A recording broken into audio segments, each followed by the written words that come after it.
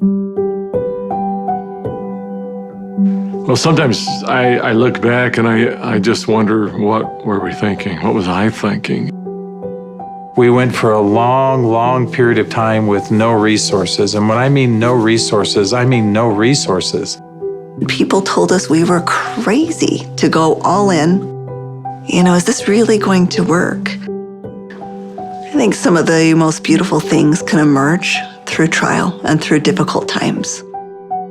I had been a physician for a long period of time, and I'd had a patient who came to see me, and they would ask me, Dr. Hill, what do you think about the essential oils? And I made the mistake one time of saying, I think that's one of the craziest things I've ever heard.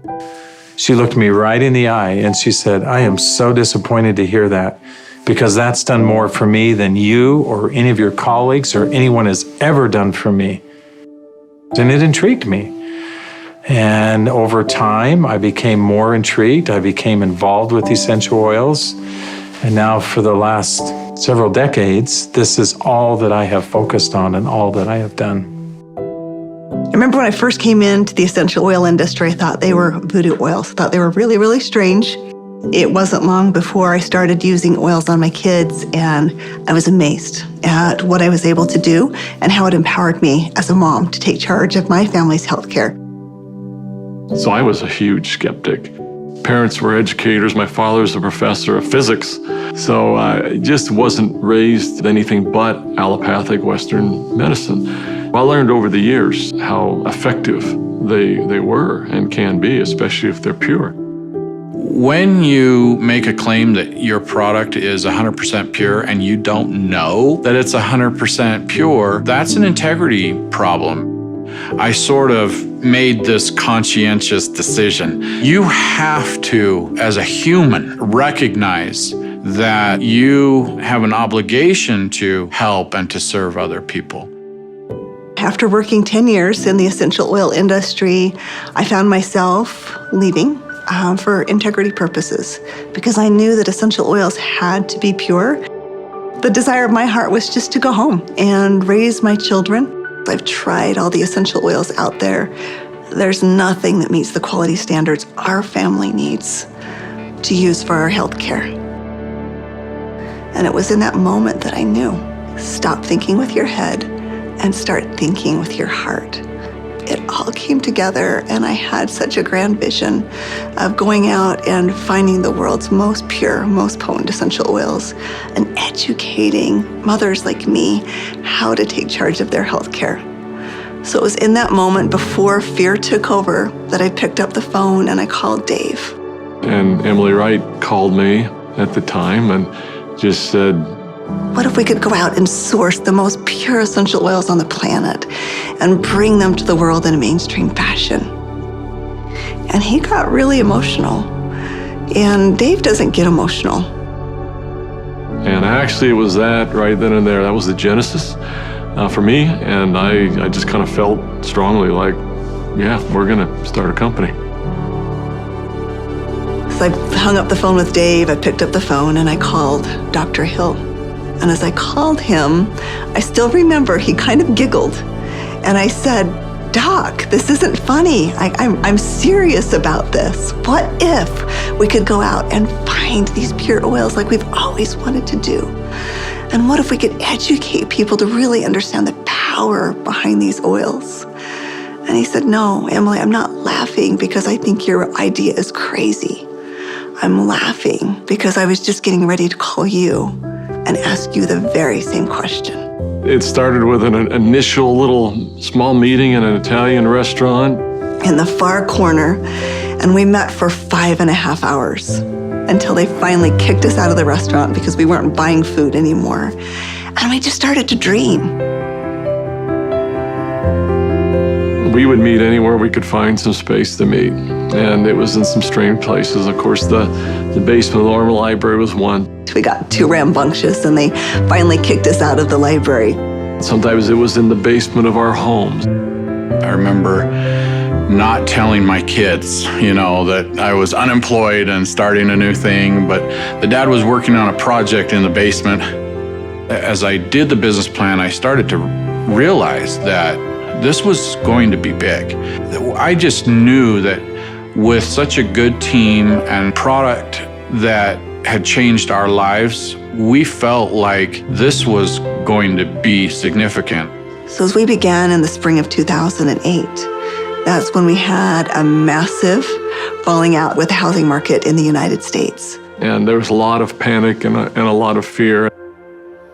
We looked at starting this company. The first thing you think is, I got to raise money. I've got to get capital. And we set out to do that initially. And actually ended up, the four of us, back in New York City, visiting with some very high-profile people. And as we gathered together that next morning at that conference table, and we've got, all of these Manhattan-style managers that are meeting with us, and they quizzed us for hours.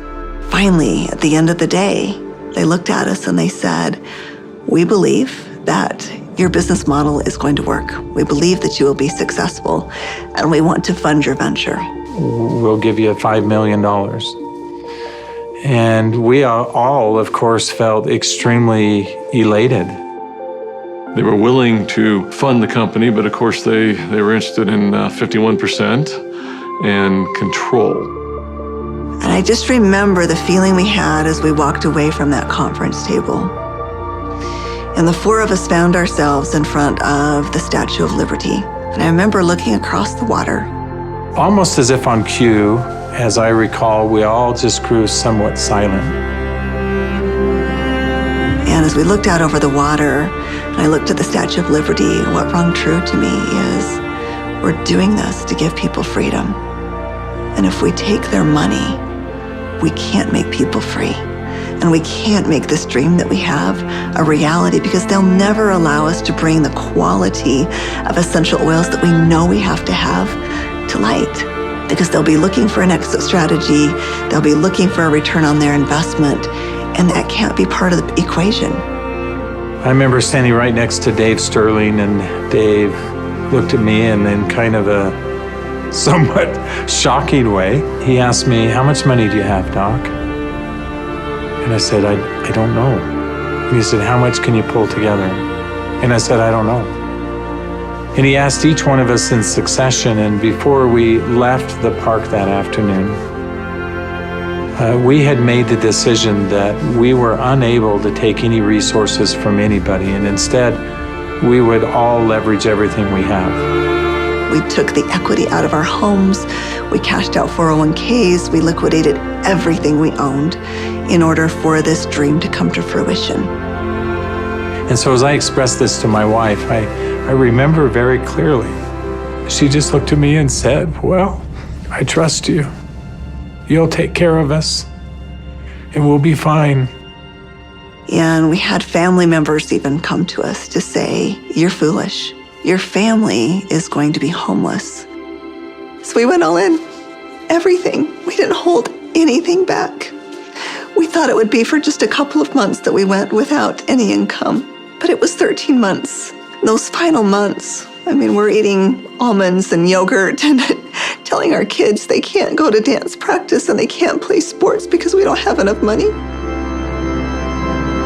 But having that belief that it was all going to be worth it.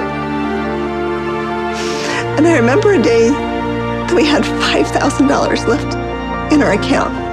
$5,000 because we had just put together this big oil order. And we didn't know how we were going to make payroll. We didn't know how we were going to make commissions.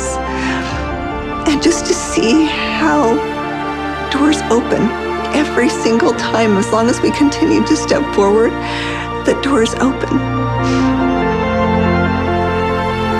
People ask me sometimes, how are you guys able to do what you did? And, but everybody rolled their sleeves up and we did every job. We did this job, this job, this job. I was supposed to go out and find these precious oils. So I started calling people, and every single person would say, "Of course, our oils are 100% pure." And that's when I realized almost all essential oils that are sold out there are sold through brokers. These brokers were very smart people, often having very sophisticated labs, and the oils were almost always changed. Most were not pure. Most were synthetically created I had probably 100 plus different samples that had been sent to my home. And every time we would meet, Dave, Dr. Hill would say, Emily, have you found the oils yet? I'd have to say, not yet. Like, are we going down the right path? Is this really what we're supposed to do? And I remember one beautiful day, I opened up my doorstep and 5 oils showed up all on the same day. It was frankincense, lavender, tea tree, lemon, and peppermint. As I smelled these bottles, I called up Dave and I called up Dr. Hill and I said, I found the oils. I brought my camera because that was going to be a moment that I wanted to capture. And we pulled the lid off and smelled it. We were confident that these were the purest oils on the planet. I remember that first discussion we had. We talked about the culture of the company. What type of soul do we want doTERRA to have? And we realized that these oils are experiential. And we realized it had to be a person-to-person model. We had to bring people together. We've got to have a culture of giving back. We have to have a culture of caring. Locking arms with the people who are putting the seeds in the ground, who are harvesting these products. It's making sure that their needs are met. As I look back on it today with doTERRA, it's overwhelming to me to see the impact it is around the world. There's a lot of sacrifice, but again, those are days we look back on, with some pride. Sacrifice is a really important piece. Today, we've empowered nearly 8 million families all around the globe. We're now filling 315,000 bottles of oil every single day. And just to think about it on that scale just warms my heart, knowing that every single bottle is changing somebody's life on both sides of the bottle. I believe every single person in this world needs essential oils. Essential oils are the great equalizer. We have single-handedly changed the acceptance of essential oils in science and in medicine. We are so committed to this work. We are so humbled to be stewards of what nature has created so perfectly for us. And we're so grateful for all of our amazing employees, for all of our amazing wellness advocates, for all of our amazing customers all around the world. We haven't changed in our mission. We haven't changed in our purpose.